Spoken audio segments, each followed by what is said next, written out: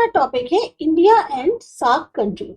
SAARC countries जो South Asia की हैं, इसमें इंडिया, पाकिस्तान, बांग्लादेश, नेपाल, श्रीलंका, भूटान और मालदीव आते हैं।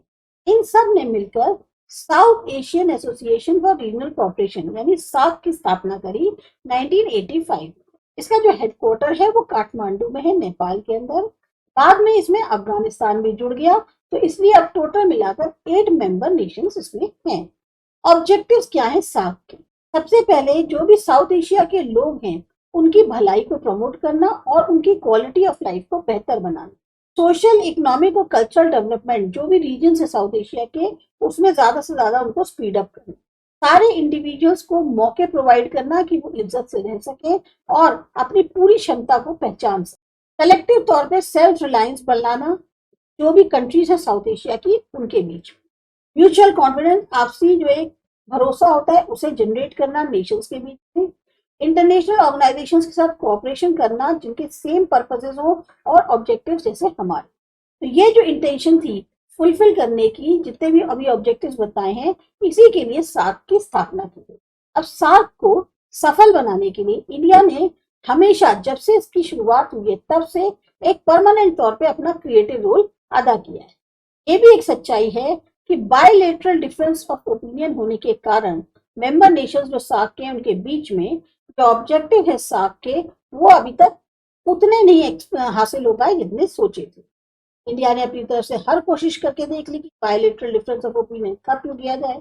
अगर कंपेयर किया जाए और बाकी मेंबर नेशन से सार्क के, इंडिया का सबसे बड़ा साइज है और उसमें क्षमता भी ज्यादा है। इंडिया सुपीरियर प्लेस होल्ड करता है कई फील्ड्स में, पॉपुलेशन, एरिया, इकोनॉमिक डेवलपमेंट और मिलिट्री पावर। तो जो मेंबर नेशन है सार्क के, इंडिया को छोड़ के उन्होंने जो है अपनी जो पॉलिसीज बनाई है उसमें कहीं ना कहीं थोड़ी सी लिबरलाइजेशन किया है, नेशंस को लेकर भी और प्रैक्टिस को भी लेकर। और इंडिया जो है वो एक तरह से एल्डर ब्रदर की तरह करता है उनकी हेल्प। इंडिया ने हमेशा कोशिश करी रिलेशंस को प्रिजर्व करने की। मेंबर नेशन जो सार्क के हैं उसके लिए उसने अपने यहाँ भी कोई लिबरलाइज पॉलिसी अपनाई। अब इंडिया ने हमेशा जो है एक कॉन्सेप्ट रखा लेट गो का। जब भी वो किसी मेंबर नेशन के साथ एग्रीमेंट साइन करता है जिसमें उसको जो है फायदा होना हो, तो उसमें जो है वो लेट गो का एक तरीके से कॉन्सेप्ट लेके चलता है। मतलब जैसे एग्जाम्पल के लिए इंडिया ने एक जेनरोसिटी दिखाई थी, एक कहना चाहिए काइंडनेस दिखाई जब संधि हुई इंडिया और बांग्लादेश के बीच में। जो रिवर का इशू था वाटर डिस्ट्रीब्यूशन को लेकर, उसमें जो है इंडिया ने अपनी एक जेनरोसिटी। इंडिया जो 2014 का साल था उसमें सार्क नेशंस जो हैं उनको इनवाइट किया गया था जब ओथ सेरेमनी हुई प्राइम मिनिस्टर की, हमारे जो एनडीए गवर्नमेंट के थे। और इंडिया ने जो है एक पॉजिटिव टर्न देने की कोशिश करी सार्क कंट्रीज के साथ जो रिलेशंस है उसमें। जो रिलेशंस हैं सार्क नेशंस के बीच में उनको और ज्यादा मजबूती मिले अच्छे रिस्पॉन्स की वजह से, जो कि कहना चाहिए मिला खास तौर से जो मेंबर नेशंस थे सार्क के उनसे। मतलब जब इनको इनवाइट किया गया तो उनकी तरफ से भी एक अच्छा रिस्पॉन्स मिला जिससे और ज्यादा मजबूती मिलती है रिलेशंस में। एक पॉजिटिव अप्रोच अपनाकर इंडिया ने हमेशा शुरुआत करी है रिलेशंस को स्ट्रॉन्गर बनाने की जो हमारे नेबरिंग नेशंस हैं उनके साथ। अब देखते हैं सार्क को समझने के बाद कुछ और इंपॉर्टेंट ऑर्गेनाइजेशंस हैं उनके बारे में। सबसे पहले आता है ब्रिक्स। ब्रिक्स भी एक इंटरनेशनल ऑर्गेनाइजेशन है जिसमें 5 नेशंस हैं, ब्राजील, रशिया, इंडिया, चाइना और साउथ अफ्रीका। शुरुआत में इसको ब्रिक बोलते थे, लेकिन जब साउथ अफ्रीका ने ज्वाइन कर लिया इसको 2010 में, तो ये ब्रिक्स कहलाने। जो फर्स्ट अल्फाबेट है इन 5 मेंबर नेशंस के, उसी के नाम पे ब्रिक्स रखा गया है। अब ब्रिक्स का पर्पस क्या है कि इंटरनेशनल इकोनॉमी जो है उस पर प्रभाव डालना, इंटरनेशनल ऑर्डर पर प्रभाव डालना, एक कोऑपरेशन को स्टैब्लिश करके जो मेंबर नेशंस के उनके बीच में अलग अलग फील्ड्स में, जैसे ट्रेड, कॉमर्स, पॉलिटिकल, कल्चरल में भी, और साथ ही साथ डिफेंड करना कलेक्टिवली पॉलिटिकल, सिक्योरिटी और इकोनॉमिक चैलेंजेस जो वर्ल्ड लेवल पर उभर रहे हैं।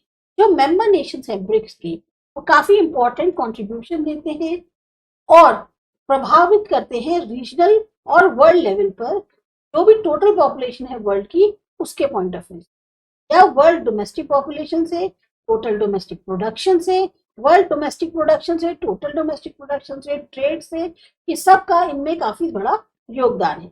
जो मॉनेटरी लैंडिंग है उसको अवेलेबल करने के लिए और असिस्टेंस देने के लिए मेंबर नेशंस ऑफ ब्रिक को अलग अलग तरह के प्रोजेक्ट्स में नए डेवलपमेंट बैंक जो है उनको भी बनाया जा रहा है ब्रिक्स के द्वारा, जिनके जो हेडक्वार्टर है वो शंघाई में है, चाइना के। पहली बार ऐसा हुआ 2006 में कि फॉरेन मिनिस्टर्स जो मेंबर नेशंस ऑफ ग्रुप थे वो न्यूयॉर्क में मिले। उसके बाद जून 16, 2009 में एक फुल स्केल पहली मीटिंग हुई ब्रिक की, जो कि रशिया में हुई।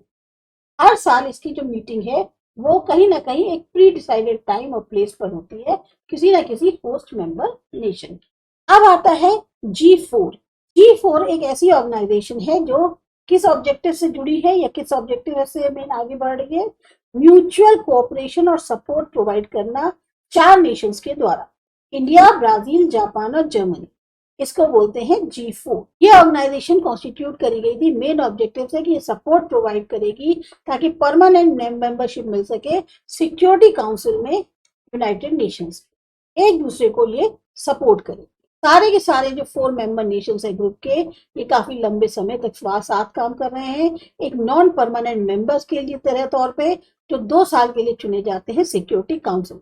अब जैसे जैसे पॉलिटिकल और इकोनॉमिक मैटर्स में ग्लोबल उसमें काफी ज्यादा प्रभाव बढ़ता जा रहा है, तो सारे के सारे जो 4 members nation of the group के, ये लोग जो है क्लेम कर रहे हैं कि इन्हें भी परमानेंट मेंबरशिप मिलनी चाहिए सिक्योरिटी काउंसिल्स में यूनाइटेड नेशंस। और इनके द्वारा सजेस्ट किया गया है कि जो सारे 4 member Nations of the groups हैं उनको इंक्लूड किया जाए सिक्योरिटी काउंसिल ऑफ नेशंस जो है यूनाइटेड नेशंस, उसको एक्सपेंड करके। तब हम इतने टाइम से काम कर रहे हैं, अब हमें परमानेंट मेंबर आप इसका बना। फिर आता है G20। ये एक इंटरनेशनल ऑर्गेनाइजेशन है 20 नेशंस की, इसलिए इसको G20 कहते हैं। 1999 में इसका स्टैब्लिशमेंट हुआ था।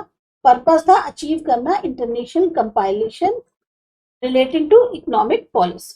जो भी आर्थिक नीतियां हैं उनके कंपाइलेशन को लेकर संबंधित जो है इंटरनेशनल कंपाइलेशन संबंधित जो है इकोनॉमिक पॉलिसी, उसको हासिल करें। USA, Russia, Britain, China, Australia, France, India, Brazil, Japan and Germany, इसमें यूरोपियन यूनियन भी शामिल है। ये सारे इंपॉर्टेंट मेंबर्स हैं G20 के। हर साल इसकी एक एनुअल कॉन्फ्रेंस होती है।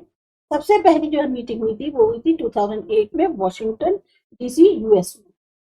टर्की ने एक्सेप्ट किया कि वो होस्ट करेगा समिट ईयर 2015। जो समिट कॉन्फ्रेंसेस होती हैं उसमें स्टडी किया जाता है, रिव्यू किया जाता है, हाई लेवल डिस्कशंस होते हैं बहुत ही इंपॉर्टेंट इश्यूज को लेकर, खास तौर से जो इकोनॉमिक और फाइनेंशियल पॉलिसी से संबंधित हो। एफर्ट्स करे जा रहे हैं कि एमेलियरेशन किया जाए इंटरनेशनल फाइनेंशियल स्टेबिलिटी का, स्टैब्लिश करके international compiling relation relating to economic policy. अब एमेलियरेशन मतलब क्या होता है? इसका मतलब होता है बेहतर बनाना, चीजों को बेटर करना, इंटरनेशनल फाइनेंशियल स्टेबिलिटी यानी स्थिरता लाना, उसको बेटर बनाने के लिए उस क्या करना होगा? एक international compiling relating to economic policy को बनाना होगा। ये मेन काम है G20 का। अब आता है यूरोपियन यूनियन। यूरोपियन यूनियन एक इकोनॉमिक और पॉलिटिकल ऑर्गेनाइजेशन है जिसमें मेनली यूरोप के नेशंस शामिल हैं। यूरोपियन यूनियन एग्जिस्टेंस में आई 1958 में, जो रोमन ट्रीटी हुई उसके बाद से। 1958 में 6 nations, France, West Germany, Belgium, Luxembourg, Italy और नीदरलैंड, इन लोगों ने मेनली यूरोपियन इकोनॉमिक कम्युनिटी जो है उसको बनाया ताकि म्यूचुअल कोऑपरेशन हासिल कर सके इकोनॉमिक फील्ड में, और यूरोपियन एटॉमिक एनर्जी कम्युनिटी बनाई ताकि कोऑपरेशन किया जा सके एटॉमिक एनर्जी फील्ड में। इसके बाद बदलाव होते चले गए इनके नाम में, पॉलिसीज में, अलग अलग ट्रीटीज के कारण, और साथ ही साथ जो नंबर था इनके मेंबर्स का वो भी धीरे धीरे बढ़ने लगा। यूरोपियन यूनियन जो एस्टैब्लिश करी गई थी बेसिकली हासिल करने के लिए नोबल ऑब्जेक्टिव की एस्टैब्लिशमेंट हो, कोऑपरेशन का, पीस का, जहां भी कॉम्पिटिशन हो रहे हैं, कॉन्फ्लिक्ट्स हो रहे हैं नेशंस में, यूरोप के जो आपस के हैं उनके बीच में, साथ ही साथ एक स्टेबल तौर पर डेमोक्रेसी हो, ह्यूमन राइट्स और गवर्नेंस जो कि justice and rule of law के पर आधारित है कंट्रीज में यूरोप के। मेंबर नेशंस जो यूरोपियन यूनियन के हैं उनके बीच में भी एफर्ट किए जा रहे हैं, प्रावधान किए जा रहे हैं, ताकि म्यूचुअल तौर पे मूवमेंट हो सके लोगों का, गुड्स का, सर्विसेज का, कैपिटल का, फ्री तौर पे, कि एक फ्री मार्केट हो और एक करेंसी। तो यूरो को एक्सेप्ट किया गया जनरल करेंसी के तौर पर 19 नेशंस में यूरोपियन यूनियन के, और उसको बोला जाता है यूरो एरिया या यूरोजोन। आज की डेट में इसके मेंबर नेशन जो है वो 28 हैं। 2012 में नोबेल प्राइज जो है वो दिया गया था यूरोपियन यूनियन को, मेंटेनेंस के लिए, हार्मनी ऑफ पीस की, और कंजर्व करना डेमोक्रेसी और ह्यूमन राइट्स को यूरोप के अंदर। इसके बाद वाला जो टॉपिक है वो करते हैं अगले वीडियो।